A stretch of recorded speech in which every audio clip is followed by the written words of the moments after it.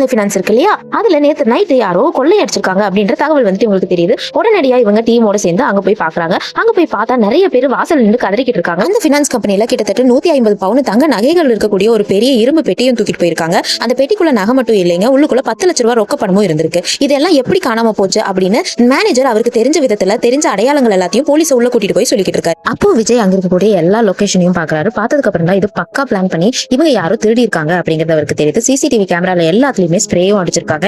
அதனால இவங்க பெரிய டீமா இருந்து ரொம்ப நல்லா பிளான் பண்ணி தான் இந்த செயலை செஞ்சிருக்கு. இந்த நேரத்துல ஹெட் கான்ஸ்டபிள் கிருஷ்ணனும் வந்து கண்டிப்பா எவனோ நல்லா பிளான் பண்ணி ரொம்ப நாள் பார்த்து வச்சுதாங்க இதை செஞ்சிருக்கான் அப்படின்னு சொல்றாங்க. இது கேட்டதுக்கு அப்புறமா சரி நம்ம இதை விசாரிக்கலாம் அப்படின்னு சொல்லிட்டு வெளியே வராரு. வெளியே வந்து பார்க்கும்போது இந்த நியூஸ் பயங்கர வைரலா பரவி எல்லாரும் வந்து வாசல்ல நின்று கதறி அழுதுகிட்டு இருக்காங்க. எங்களுடைய நகை பணம் எல்லாம் உள்ளதா இருந்துச்சு, எல்லாமே இப்ப போயிடுச்சுன்னு பொதுமக்கள் எல்லாம் வருத்தப்பட்டு அழுதுகிட்டு இருக்காங்க. அந்த நேரத்துல விஜய் கண்டிப்பா சீக்கிரத்திலேயே நாங்க கொள்ளையர்களை பிடிச்சிருவோம், உங்களுடைய பண நகை எல்லாம் மீட்டு கொடுத்துருவான்னு சொல்றாங்க. சொல்லிட்டு இருக்கும் போதே அந்த கூட்டத்துல ஒருத்த மட்டும் விஜயை பார்த்து முறைச்சிட்டு இருக்கிறது இவர் கவனிக்கிறாரு. டக்குன்னு யாருன்னு பாக்கலான்னு போகும்போது அதுக்குள்ள அந்த கூட்டத்துக்குள்ள ஒருத்தனா மறைஞ்சு போயிடுறாங்க.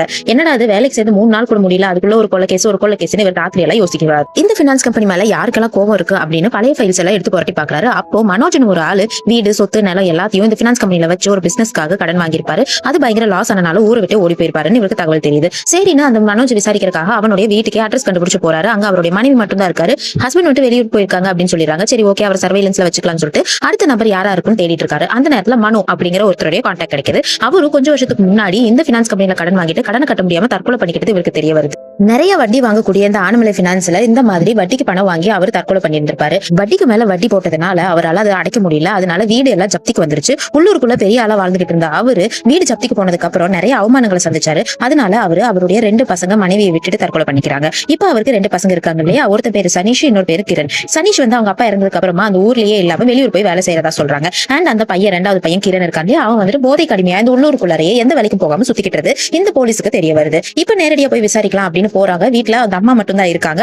சனீஷ பத்தியும் கிரணை பத்தியும் விசாரிக்கிறாரு. சனீஷோட போட்டோவா அந்த இடத்துல பாக்குறாரு. அப்பதான் இவருக்கு ஒரு ஞாபகம் வருது, இந்த பையனை நம்ம எங்கேயோ பாத்துருக்கோமே. நல்லா யோசிச்சதுக்கு அப்புறம் தான் தெரியுது, கொஞ்ச நேரத்துக்கு முன்னாடி அந்த பினான்ஸ் கம்பெனி வாசல்ல எல்லாரும் போராட்டம் பண்ணிக்கிட்டு இருக்கும்போது ஒரே ஒருத்த மட்டும் நம்மளுடைய ஹீரோ பார்த்து முறைச்சான் இல்லையா, அவன் தான் அந்த சனீஷ். அப்ப இவர் யோசிக்கிறாரு, ஒருவேளை இவங்க அப்பா செத்ததுக்கு இந்த பினான்ஸ் கம்பெனிக்காரங்க தான் காரணங்கிறக்காக சனீஷும் கிரணும் தான் பிளான் பண்ணி இந்த கொள்ளை சம்பவத்தில் ஈடுபட்டிருப்பாங்கன்னு அந்த கோணத்துல விசாரிக்கலாம்னு ஆரம்பிக்கிறார். திடீர்னு மறுபடியும் இன்னொரு போன் கால், வேற ஒரு பணம் வேற ஒரு இடத்துல இருக்குன்னு. சரி அதையும் போய் பார்க்கலாம்னு பார்க்கும்போது ஏற்கனவே கிடைச்சது இல்லையா, அதே மாதிரியான பேட்டர்ன்ல யாரோ இந்த கொலையும் பண்ணி அந்த பாடி அங்க போட்டு வச்சிருக்காங்க. விஷயம் தெரிஞ்சதுக்கு அப்புறமா ஃபாரன்சிக் டிபார்ட்மெண்ட்டுக்கு இவங்க தகவல் சொல்லிடுறாங்க. மறுபடியும் டாக்டர் என்ன விஷயம்னு கேட்கும்போது ஏற்கனவே நடந்த அதே மாதிரியான பேட்டர்ன்ல தான் இதையும் பண்ணிருக்காங்க. அப்ப கண்டிப்பா அந்த கொலைகாரன் தான் இதையும் செஞ்சிருப்பாங்கன்னு யோசிக்கிறாரு. வேலைக்கு சேர்ந்து கொஞ்ச நாள்லயே 2 கொலை, ஒரு கொள்ளை சம்பவம், அதுவும் 3மே பெரிய சம்பவமா நடந்திருக்கிறத நினைச்சு நம்ம ஹீரோ விஜய் ரொம்ப கன்ஃபியூஷன்ல இருக்காரு. சரி இதை நம்ம எப்படியாவது கிராக் பண்ணிடலாம் அப்படிங்கிற ஒரு தன்னம்பிக்கையும் அவருக்கு இருக்கு.